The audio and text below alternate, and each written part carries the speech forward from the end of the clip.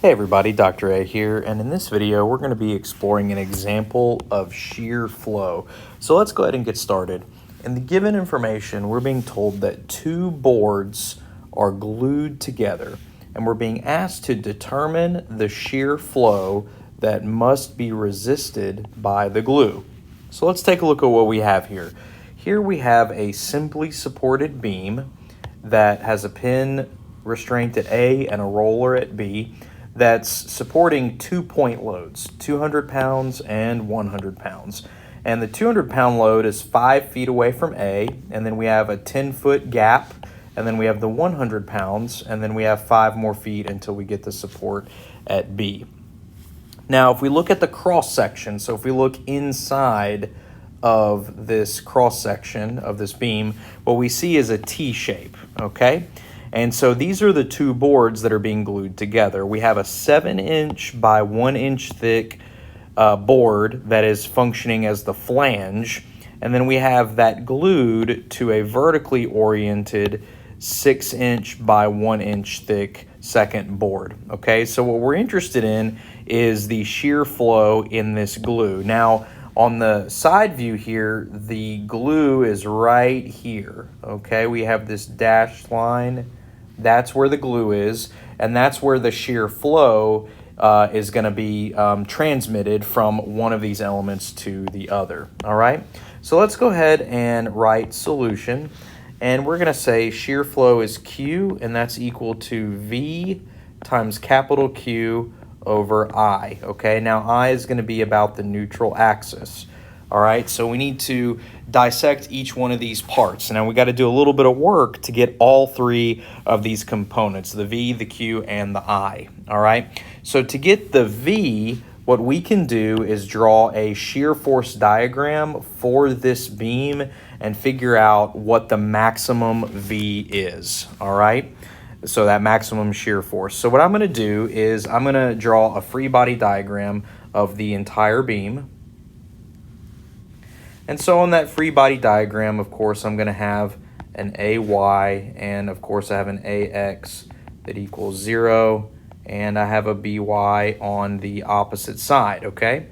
And then I've got my 200 pounds, and then I have my 100 pounds.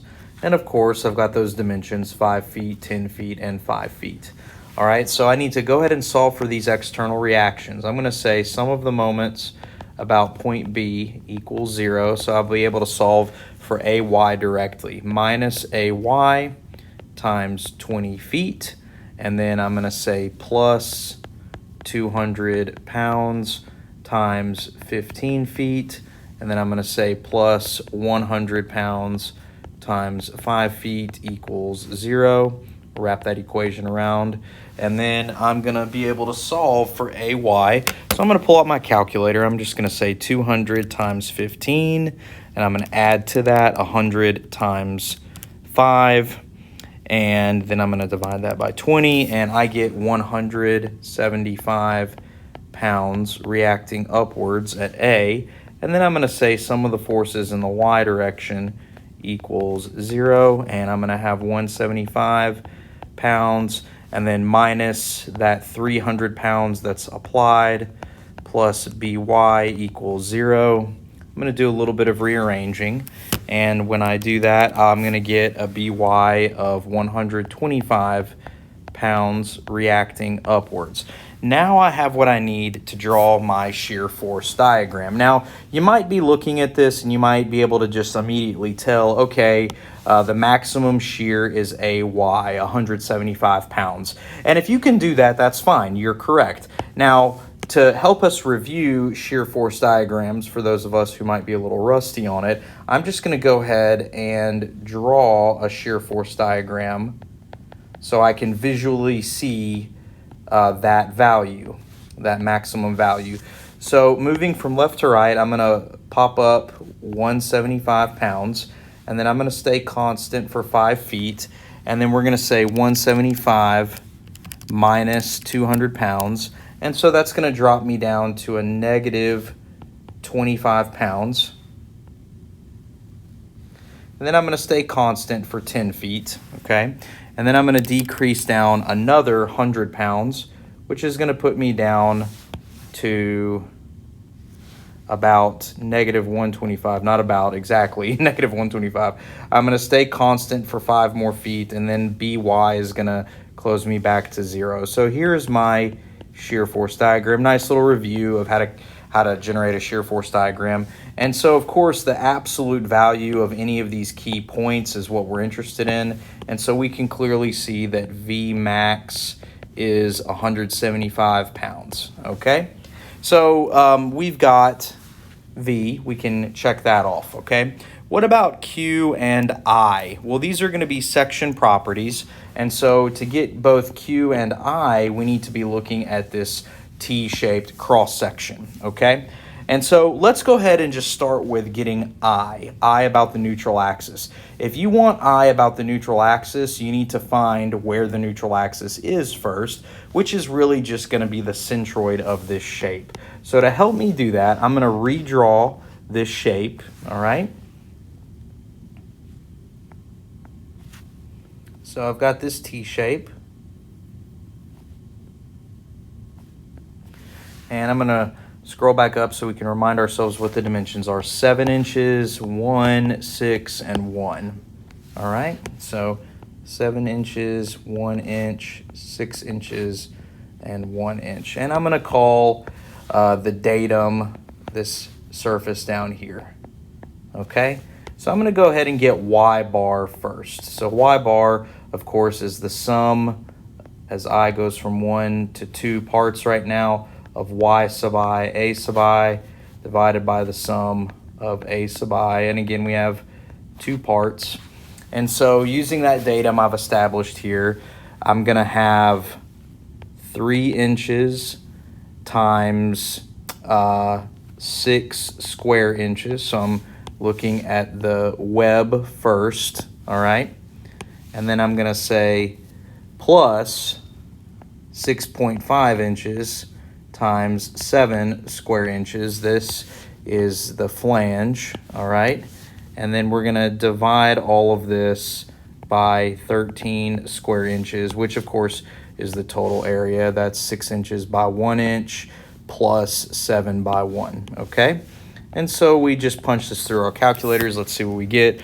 3 times 6 plus 6.5 times 7, all divided by 13, and so we get 4.88 inches. Now that's a pretty quick calculation that I just did here. So this is a topic of centroid, which is from statics. If you're a little rusty on centroid calculations, you can take a look at my centroid videos in the statics playlist. So here is that Y bar value. Okay, now what we need is the moment of inertia about that neutral axis. So we're going to say I in A is going to be equal to the summation as I goes from 1 to 2, because we have 2 parts, I sub x sub I plus A sub I d sub y sub I squared. All right, now this is going to expand out into 2 terms, one for the web and one for the flange. All right, so let's start with the web. Okay, so that's going to be BH cubed over 12 for the web piece, right? So for just this web rectangular piece. So 1 inch by 6 inches cubed over 12 plus AD squared. The area of the web is 6 square inches.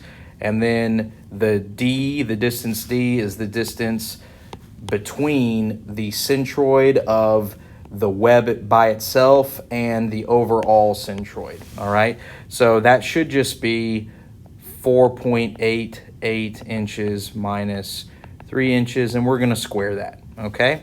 And then we're going to add to that the term for the flange piece. Again, we have a B h cubed over 12 term, and we're looking at this flange piece plus AD squared, so plus 7 inches squared, and then the distance D is going to be the distance from the centroid of the flange down to the neutral axis, okay?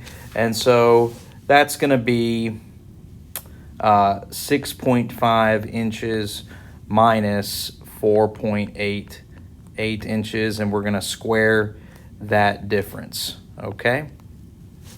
And so when I punch this through, we're going to punch this carefully in our calculators.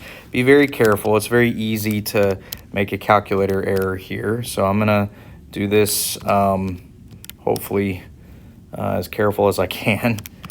Plus 6 cubed over 12. So for the first term, I get 39.21 inches to the fourth. Okay, so that's this first bracketed term. And then for the second term, we say 6.5 minus 4.88, square it, multiply that by 7, and then we're going to add to that 7 over 12. And so that second term is plus 18.95 inches to the fourth. And so when I add those two terms together, what do I end up with? I end up with 58.2 inches to the fourth. So now we can check off that I value, okay? Now we need Q, all right? And we know that from our previous videos, Q can be kind of tricky, all right? So I'm going to write my general formula for Q. This is going to be A prime Y bar prime, okay? Now, because the glue, let's scroll on back to the original figure. Because the glue is at the interface between the flange and the web, all right? That makes some things kind of convenient for us. We can call A prime either the flange or the web, okay? Either one we can call A prime. So how about we just call the A prime value to be the flange itself, okay? Again, that's the area above the plane that we're interested in. So I'm going to say A prime is 7 inches by 1 inch, so that's 7 square inches, all right?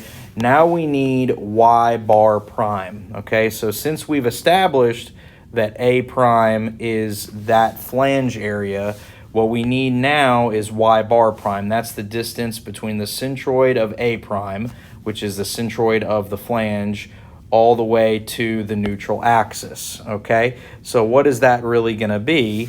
Well, that's going to give us Y bar prime is equal to 6.5 inches minus 4.88 inches. So it turns out it's actually this term right here, okay, the 6.5 minus 4.88. Now, if you want to draw that out so you can visualize it a little bit better, let's take a second and do that, okay? All right, so here is the glue, and here is A prime. And then where's our neutral axis? Well, our neutral axis is about right here. And that's Y bar equals 4.88 inches, okay? And so when you need Y prime bar, where is that? Well, that's the distance from the centroid of A prime down to the neutral axis. That's Y prime bar, okay? And so what I've done was I've taken this entire 6.5 inches. I'm sorry, that's 7 inches, I think, right? Yes.